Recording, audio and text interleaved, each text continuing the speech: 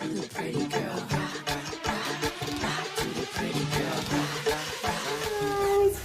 to my channel. I'm Kenna and I'm Cameroonian YouTuber based in Douala, Cameroon. Thank you for clicking on this thing. Thank you for all those who have been subscribing. For all my new subscribers, thank you for subscribing. And for the old ones, you guys know you're my MVP. Thank you guys for always sticking with me. Thank you guys for always coming back to see what I have cooked up for you.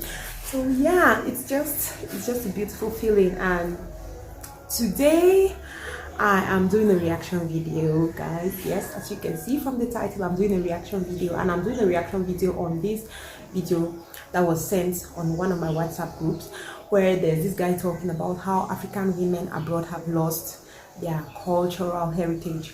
Honestly, to be honest with you guys, when I saw the topic, I was like, yes, somebody's telling them, tell them. I went and clicked, I opened the link, and I was like, oh, uncle, no, I'm not with you, please. Because from the beginning I was like, I'm with this uncle, no. But when I watched it, they were like, I can count the number of things that he said that I actually agreed with. So I just decided that since this video of this man talking is so long, I think it's a 17-18 minutes video, I cannot sit and put it to play, then I react to it. So what I'm just going to do is I picked up little parts of the message that really got me, and I'll be adding the clips as I talk about the things so that people know what I'm talking about. But if you're interested in watching the full video, I'm going to try to leave the link in the description box. I'm saying try because it doesn't work all the time. Sometimes with that connection and stuff, I might be struggling to link it and it doesn't go. But yeah, that is who and what I'm talking about today. So when he was talking about cultural heritage, I was like, yes, because I've noticed that a lot of Cameroonians or Africans abroad, like when they travel abroad, they forget about their tradition, their culture, like their heritage. They forget a lot about that and just move on and just hawk the white man's way of life and stuff like that, and forget where they are coming from, which is not the case with people from different parts of the world. I've seen people from, like, for example, he was talking about the Indians, though I did not really support how he was trying to compare it, but he was like, yeah, there are certain people who are abroad, but they still do a lot of their traditions. Like the Chinese, you see them, they still do some of those their Chinese things. You see Indian people are like, they are aware that, okay, we are strangers here, no matter what, I'm coming from somewhere, I have a country. So they try to keep it alive. Like majority of Africans abroad, for them, they are only the cultural heritage that they keep is dressing in Ankara, looking fly and bouncing around like. So guys, that is just it. So when he was talking, that was where my head was going to, but I discovered that this uncle was coming for women. And before I start this video, first of all, get me clear, I'm not one of those women who is like, whether a woman does good or bad, stand for women, together we stand. I'm not one of those type of women. I'm the kind of person whom I believe in justice. I believe in, I prefer to be more objective.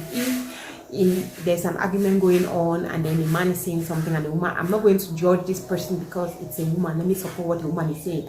Oh no, I don't do that. I just decide to be objective. I look at the issue at hand and then I decide, like, okay, what are they saying and who do I think is right or wrong. So that's it. So this video is not a video of that men, I don't know, like the video of fighting sexes. No, this is not it. This is not it. I'm just telling you guys, I'm just giving you guys my honest reaction, and I'm trying to be as unbiased as possible. So the first thing he said that I did not agree was this: in all my years of staying here, you'll never hear the Indian women dragging their men to the American court system for divorce. It is our women that use the American court system to destroy our men. They bring the court in to help them destroy the men. You will never hear Indian women doing that thing. You will never hear women from China taking Chinese men into the American court system to destroy them with divorce. You will never hear women from Korea dragging their men in huge numbers into the American court system to destroy them. And our women, all that they have to do is just get to a level of where they're making 50,000, 60,000, 70,000 or 80,000 a year. I'm talking about small money. Small money. Immediately the marriage is in danger. And they change. That and they is start what our uncle said. And for me, I just feel that you're trying to compare the way Indian women behave to the way African women behave. For me, it's just so far because our traditions are not the same, our beliefs are not the same, our heritage is not the same, like all that is not the same. So it doesn't make any sense for you to try to compare them. Like Indian women are still humble, they have just one car and whatever thing he's saying. I feel like it doesn't make a lot of sense. It'll be more relatable, it will be more understandable if you are comparing, for example, African women abroad versus African women in Africa, because it's just like it's a thing in Africa. It's an African thing that we every time a marriage breaks, the woman is always to blame. No matter what happens, the woman is always to blame. And that's one thing that makes me upset. Like, you're sounding as if every single, like all the women who are divorced, who are living abroad, they are, how can I put it, they were the cause of the problem in their marriages. And that's a very stereotypical way of thinking. You cannot think that every single marriage that has broken, the woman is the problem. How much sense does that make? A lot of Africans always say, no, in marriage there's no woman the whole marriage. If woman no whole marriage go chakara. As in, did the woman marry herself? Marriage is about two people. It's about two people coming together to live together, to make things work together. So why is it that in our society today, each time marriages break, the first person to blame is the woman? No matter what the man did, whether the man beat her, or the man was cheating, or the man was living double life, or whatever thing it may be, people will always come back and say that no, the woman for tie hat, it's the woman's fault. Why did the woman not stay? Why did the woman not do this? Like, for me, that is just, it doesn't make any sense. Like, marriage is for two people. Marriage is not for one person. It's true. I'm not saying that there are marriages that yes, the woman was the cause of the breakup, but there are also marriages that the man is also the cause of the breakup. Like, it's okay. It's just that some African men just feel that a woman is going to be there no matter what. So you're then misbehaving, and then one day she decides, like, I'm done with this thing. I don't want it anymore. I'm done with this life. I do not want to find myself in this situation anymore. And then you start talking, oh, it's because of this, it's because of that, it's because of that. Like, the woman doesn't want to hold her marriage. Like, hold what marriage? When it's not working, it's not working. I was one of those people that used to be like, marriage for better, for worse, till you die. But as time has gone on, as I get more mature, I discovered that yes, marriage is for better, for worse. But there are certain situations that you cannot leave yourself in to die. Okay, there's one thing that he said, like, poverty is the reason why women act the way they finally act. Women abroad act the way they finally act. And I'm like, how much sense does that make? Poverty, how? Because it's like, you can get married to a woman who is in her country, you take her, you go her abroad, and then now she sees the light. From the beginning, she's still humble because she doesn't have money. And then when the woman starts making money, which is not even any better money to begin with, the woman starts feeling that she's almighty. I don't know, but why is it that each time a woman decides to leave a man, they always talk about money? Like, they always say it's because of money, that's why she's leaving. You see, a man will be saying, like, I've heard a lot of women abroad complain that when they are divorcing their partners, the man is like, oh, it's because of money, it's because she wants my money, and things like that. So you people were fine, everything was fine, and the woman just got up and she's like, I've been calculating your money and I want to eat your money, so I'm divorcing you. Does that even make sense? For a marriage to break, there must be a problem. It might be from the woman, it might be from the man, it might be from external sources, but there must be a problem before you want to see somebody standing up and says, oh, I want a divorce. So I don't know why this is something, and it's not even something only for married people, or even people in a relationship in our African society.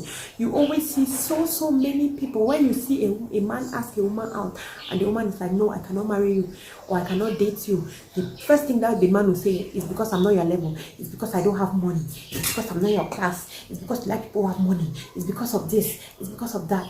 And then even at the, and it's very, very ridiculous, because when you see a woman now with somebody that is well-to-do, they'll be like, hey, it's because of money. So I don't know why the talk about money is always surrounding women. Like, it's because of money that she's staying with me, it's because of money that she, like, so this man is just basically saying that A lot of women, when they get to abroad, they might be broke at the beginning, but when they start understanding how abroad works, they now decide to turn on their men because they want the man's money. Because apparently, according to law in the US, when you divorce your husband, you get what he has and stuff like that. And I don't know why do men always feel that women are leaving them because of money? Why don't you sit like an adult and look at what caused the breakup? What caused that woman to get to that point where she's like, she doesn't want to be in this marriage anymore? What caused it? Was it because you were fighting about finances, like she was telling you you're broke, you don't have money to give me? Or what was the cause? This thing that a lot of African men are always like, no, they always put woman and money in one place. Like, it's always interchangeable. The woman, money, woman. I'm just like, it's so annoying. You tell somebody you're not feeling them, the person is like, it's because of money. You tell, like, it makes no sense. And you cannot put a marriage breaking on entirely on the woman. It just makes no sense. It just shows how chauvinistic you are to think that you can put your entire marriage going wrong, put it on one person. That means that you were perfect, which means men are perfect when it comes to relationships, it comes to marriage. Men are perfect, they don't do anything wrong, they are always right. But you, the woman, you are always wrong. You are always wrong. That is why you are always blamed when the marriage does not work, which means no matter what the man does, you have to take it because it is your duty to keep a marriage. That is one of the reasons, first of all, why some marriages don't work, because some men just put it in their heads that, no, I'm married to this woman. It's the woman's job to make the marriage work. No matter what I do, she has to stand it. No matter what happens, she has to be there. And then one day, the almighty man that feels that the woman cannot live without her, the woman reaches her breaking point, because everybody has their breaking point. The woman reaches her breaking point and she decides to leave you. You forget about all the bad things that you've been doing to her, how poorly you have been treating her, how you have been talking down to her, and you're like, no, it's because she wants my money, that's why she's divorcing me. Are you serious? Are you actually serious? Bitch ass men. It has come to a point where we really can't define marriages in the African context anymore in the United States, because the man is changing diapers, he's washing the plates, he's sweeping the floor, he's cooking. Most men now have to cook to keep their marriages intact. He's picking the kids and dropping them. I've seen the experiences. I don't need to go far. I don't want to go to, but the woman is shouting at them, where's the child's belt? Where's the child's socks? Where's the child's everything? And the women go around telling everybody, we are partners. There's nothing like head of the household. We are partners. And he's like, people who have tried to do a partnership is a mess. It never works out. And I'm like, what do you mean by people who do partnership marriage is a mess? In a relationship where one of the people is selfish, it could be the man, it could be the woman. But if you both are selfless and you love each other, please, partnership is going to work because you respect each other. You know that, okay, if he's doing this, I'm doing this. If she's doing this, I'm doing this. That is how it works. You're not looking like there are male roles, there are female roles. So the woman is supposed to do all this and the man is supposed to do all this. No, when you decide that it's a partnership, you could be washing the kids, your husband is cooking, or you're cooking and your husband is washing the kids. You're doing errands while he's staying home with the children. Like, that's a partnership, and I think it works very well. What I think does not actually work in these recent times is I am the man, you are the woman. That is what I instead think doesn't work. Because first of all, I think that if you love somebody, you will not be comfortable to sit down and cross your legs while that person is walking their bum off, claiming that it's because I'm a man. That is why I'm not going to do any of those things. I'm a man. Men don't do that. Like, if you love somebody, if you love your wife, you will not sit down and see her stressing, going through all the stress of working and doing, carrying the baby, cooking, cleaning, washing, and you're just like, no, I'm the man. I'm a man. Men don't do that. Like, no. And when I always say this thing that men are always trying to say, our forefathers, what our forefathers were doing, our forefathers were going and bringing food. But we forget that our forefathers were going and bringing food, and the women were staying home and work and taking care of the house. But these days, modern men want that you should work while he works, and then you divide your money 50-50, and then after that 50-50, he's not remembering that, okay, there's something that people call a woman's role, like to clean and wash, that you should also share that one 50-50. Okay, if you want us to embrace our African culture, like you say, it's good and fine, you know. If you want us to embrace our African culture, it's good and fine. Don't ask your wife to go and work. Ask her to stay home and take care of the house. You take care of her, give her everything, but is that what your wife wants? It's just about, for me, this partnership thing is just all about having a heart. It's not about being understanding enough.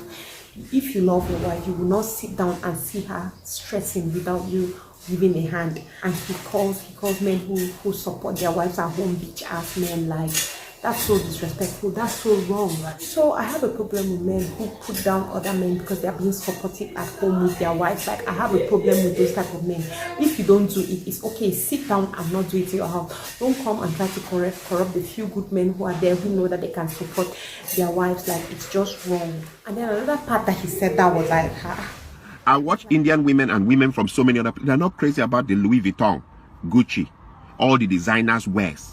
They are not even interested. Like, why are men like this? Why are some men like this? Let me say all men. Why are some men like this? Why do a lot of men or people like to judge others by what they wear and what they like? Somebody liking designer clothes, how does that make the person a bad person? Like, a lot of people just feel that because you like expensive things and all that, it means that you are a bad person or you're materialistic or not.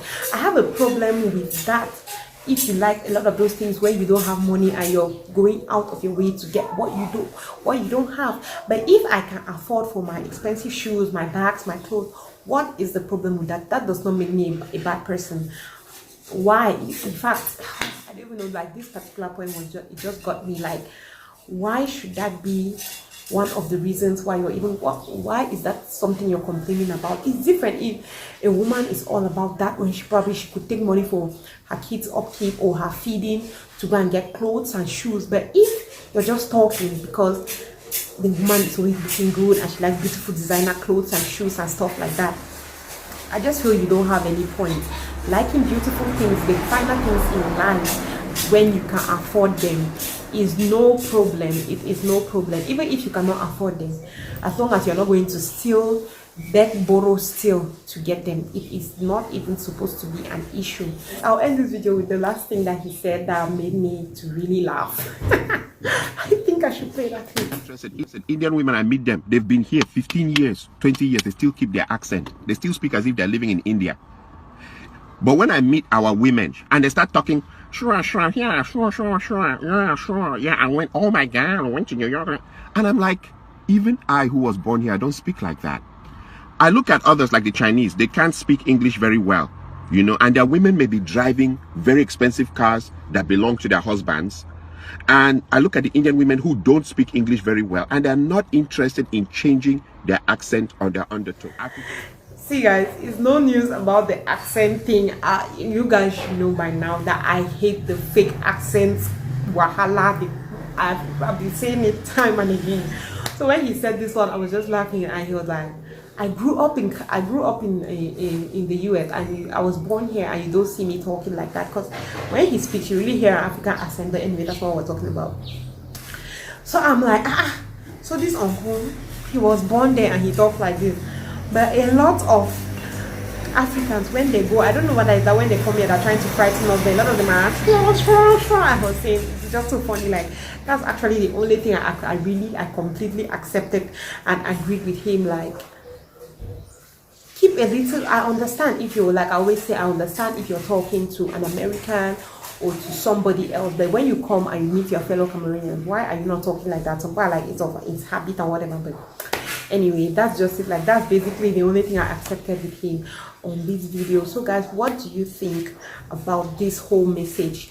I've just given you you guys the points the points I picked out from it. But if you want to watch the whole thing, click on the link, watch it, and then come back and tell me what you think about this whole thing. Do you think that he has some great and valid points, or do you think that he's just blabbing or just shooting out nonsense? I don't want it to sound like that, but is that what you think? Let me know what you think about this video in the comment section. I say let's continue gisting in the comment section. Thank you guys for watching. Thanks for all those who have watched till this point. You guys know you're my MVP. Thank you for watching, and I hope to see you next time. Love you. Wait, before you go, please click on the subscribe button. Subscribe, like, share. Thank you guys for watching. I hope to see you next time. Love you.